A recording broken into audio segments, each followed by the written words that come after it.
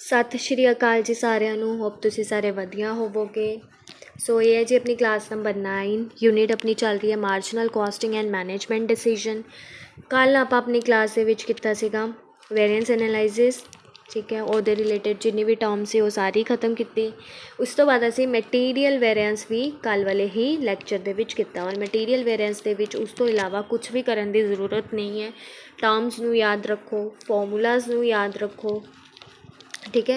तो एक मैं आई थिंक प्रैक्टिकल भी करवाया, तो उन्होंने एक बार प्रैक्टिस कर लो कि थानू अंदाज़ा रहे उन्होंने निकालना कितना, ठीक है। सो अज आप करन जा रहे हैं लेबर वेरिएंस एनालिसिस। मैं थानू कहा 3 वेरिएंसिस असीं पढ़ने हैं, मटीरियल वेरिएंसिस, ठीक है, लेबर वेरिएंसिस ते लास्ट आप पढ़ना ओवरहेड वेरिएंसिस। तो अज की क्लास के विच आपां खत्म करांगे लेबर वेरिएंस एनालिसिस। सो बिना टाइम वेस्ट किते शुरू करते हैं अपना लैक्चर। पर उस तो पहला कॉपी पैन अपने हत्थ दे विच रखना, फॉर्मूलाज नूं नाल दी नाल नोट करते रहना, ठीक है। सो सब तो पहला मीनिंग के लेबर वेरिएंस एनालिसिस का helps determine the difference between labour variance analysis की हेल्प करता है, डिटरमाइन करने लई हेल्प करता है कि डिफरेंस कितना है साडा स्टैंडर्ड लेबर कोस्ट का ते एक्चुअल लेबर कोस्ट का, ठीक है। मतलब आप वेरिएंसिस निकाल के लेबर दे विच सिर्फ और सिर्फ लेबर कोस्ट का देखना आप, ठीक है। लेबर कोस्ट का स्टैंडर्ड लेबर कोस्ट नूं कंपेयर करोगे एक्चुअल लेबर कोस्ट नूं, तो फिर जो वेरिएंस आएगा उन्होंने तुसीं एनालाइज करोगे तो उन्होंने तुसीं घट करन दी या करैक्टिव एक्शनस लैण दी कोशिश करोगे। आइडेंटिफाई करता है इनएफिशिएंसी। लेबर वेरिएंस एनालाइसिस तो सानूं पता चल जाता है कि साडी लेबर कितनी इनएफिशिएंट है, तो वेज रेट और टाइम टेकन वो ज़्यादा लै रहे हैं तो काम सानूं घट करके दे रहे हैं। ये सब चीज़ां सानूं पता चलती हैं लेबर वेरिएंस एनालाइसिस तो। नैक्सट है सब तो पहला ਇਹਦੇ ਵਿੱਚ ਵੀ ਆਪਾਂ ਨੂੰ पढ़ने हैं 4 ਫਾਰਮੂਲਾਜ਼ है, ठीक है। 4 ਫਾਰਮੂਲਾਜ਼ है तो तुसी सिर्फ इन्ना ही पढ़ना है ये, इस तो इलावा कुछ नहीं है। बस इन्हों तुसी याद करना है। मैं विद प्रैक्टिकल भी करवाऊँगी, इनकेस प्रैक्टिकल आ गया तो तुसी अटैम्प्ट कर पाओ। सब तो पहला है साढ़े को labour cost variance. Labour cost variance आप किहदे विच निकालांगे, ये देखदा है ओवरऑल डिफरेंसिस किन्हां दे विच स्टैंडर्ड लेबर कोस्ट ते एक्चुअल लेबर कोस्ट, ठीक है। जिन्नी मेरी स्टैंडर्ड लेबर कोस्ट है तो एक्चुअल लेबर कोस्ट है वो जिन्ना डिफरेंस है वो कौन देखता है, लेबर कॉस्ट वेरिएंस देखता है। हुण इहदा फॉर्मूला देख लो, इहदा फॉर्मूला है LCV is equals to standard hours multiply standard rate, तो माइनस कर दोगे actual hours multiply actual rate, ठीक है। ये इहदा फॉर्मूला है। फॉर्मूला बहुत ईजी है। अगर एक बार थोड़े हथों मटीरियल वेरिएंसिस के फॉर्मूलाज निकले हैं ना तो बाकी तो बहुत ज़्यादा ईजी ने। तो लेबर कॉस्ट वेरिएंस मतलब standard hours multiply standard rates minus कर दोगे actual hours multiply actual rate. हूँ देखो मेरे को एग्जाम्पल है, स्टैंडर्ड आवर्स ले है मैं 100, एक्चुअल आवर्स है मेरे को 120, स्टैंडर्ड रेट है मेरे को 50 पर आवर, एक्चुअल रेट है मेरे को 55 रुपीज़ पर आवर। उन फॉर्मूले दे विच तुसी सिर्फ वैल्यू पुट करनी है। स्टैंडर्ड आवर किन्ने है 100 तो मल्टीप्लाई किन्नू करना है इनू स्टैंडर्ड रेट के नाल, वो कितना है 50 माइनस का साइन एज इट इज़ 1। उस तो बाद है एक्चुअल आवर्स किन्ने मेरे को 120 मल्टीप्लाई करना उन्नू एक्चुअल रेट के नाल, एक्चुअल रेट कितना मेरे को ₹55। जो तुसी इनू मल्टीप्लाई किया इत्थे आया 5000। जो तुसी इनू माइनस का साइन एज इट इज़ ही 120 नू मल्टीप्लाई किया 55 नाल, ये तुहाडे कोल आया 6600। जो तुसी 5000 चो 6600 माइनस करोगे तो तुहाडे कोल आऊगा माइनस का 1600, तो जिन्हों तुसी बोलोगे एडवर्स लेबर कॉस्ट वेरिएंस, ठीक है। नैक्सट तुहाडे कोल labour rate variance. Labour rate variance LRV उन्हें सानू की दसदा है variance due to paying a different wage rate than standard. देखो मैं ये नाल नाल एक टर्म लिखी है कि जे थानू मीनिंग दे विचों भी क्वेश्चन पुट करन तो थानू आ सके, ठीक है। लेबर कोस्ट किहदे विच आपां देखदे हां स्टैंडर्ड लेबर कोस्ट और एक्चुअल लेबर कोस्ट दे विच, और लेबर रेट वेरिएंस आपां किहदे विच देखदे हां कि जदों आपां स्टैंडर्ड कोस्ट तो इलावा कोई वेज रेट दे रहे हां। मान लो मैं स्टैंडर्ड रेट सैट कीता सीगा ₹5 तो मैं एक्चुअल दे विच दे रही हूँ ₹6। तो ये डिफरेंसिस नूं देखण वास्ते आपां किहड़ा वेरिएंस यूज़ करांगे, लेबर रेट वेरिएंस। हुण इहदा फॉर्मूला देख लो एक बारी। फॉर्मूला है इहदा LRV दा standard rate minus actual rate. हुण जदों तुसीं रेट अंदर लै रहे हो तो तुसीं मल्टीप्लाई करोगे आवर्स दे नाल, बट किहड़े आवर्स नाल? एक्चुअल आवर्स दे नाल। ब्रैकेट दे विच की लओगे? Standard rate minus actual rate, multiply करोगे उस चीज़ नूं एक्चुअल आवर्स दे नाल।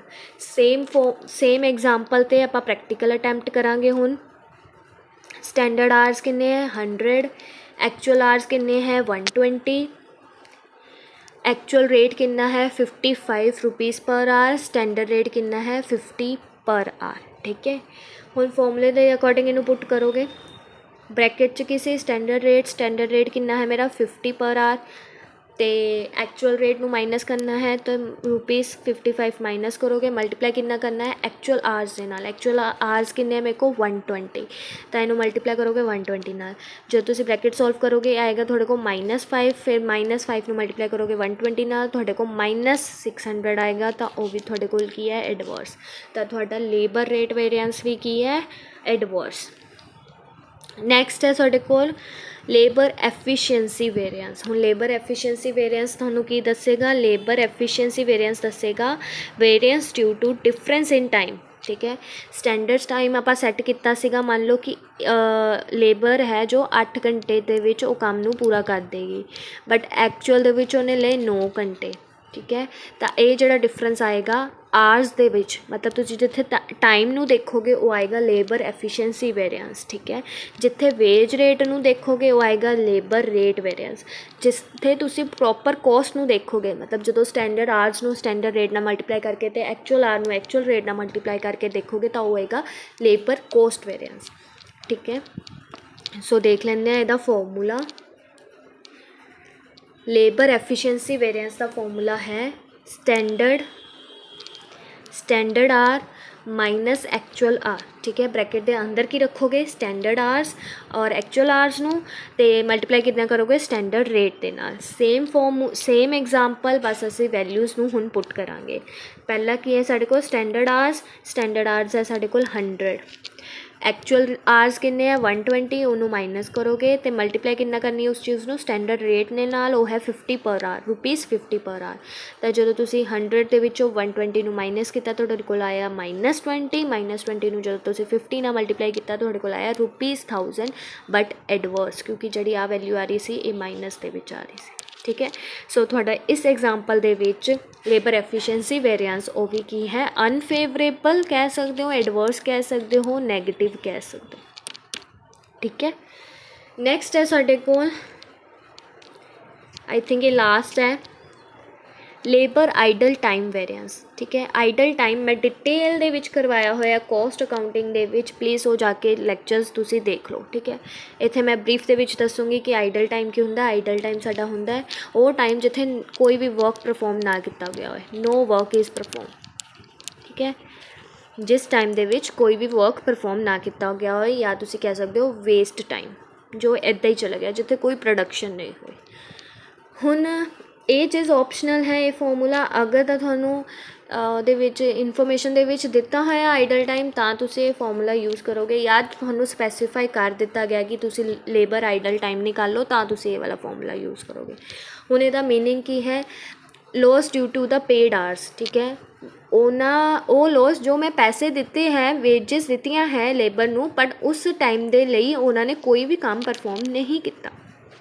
ठीक है, तो लेबर आइडल टाइम का फॉर्मूला हो जाएगा idle hours multiply standard rate. Idle hours multiply standard rate, simple जिहा फॉर्मूला है इहदा। सेम इन्फॉर्मेशन तो उसी बस वैल्यू पुट करनी है। आइडल आवर किन्ने है मेरे? 10।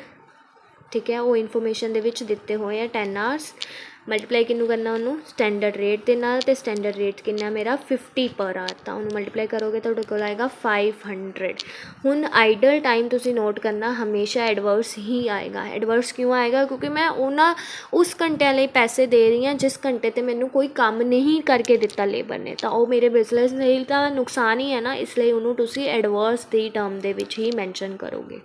ठीक है, तो तुसी इनू एडवर्स की टर्म दे विच ही मैंशन करोगे। होप तुहानू इत्थे तक सारा क्लीयर होएगा विद फॉर्मूलाज विद प्रैक्टिकल। ये सी जी अपनी अज की क्लास। लैक्चर छोटा सी ਬਟ ਇਹ ਲੈਕਚਰ ਬਹੁਤ ਜ਼ਿਆਦਾ ਫਰੂਟਫੁਲ ਰਹਿਣ ਵਾਲਾ ਤੁਹਾਡੇ ਲਈ।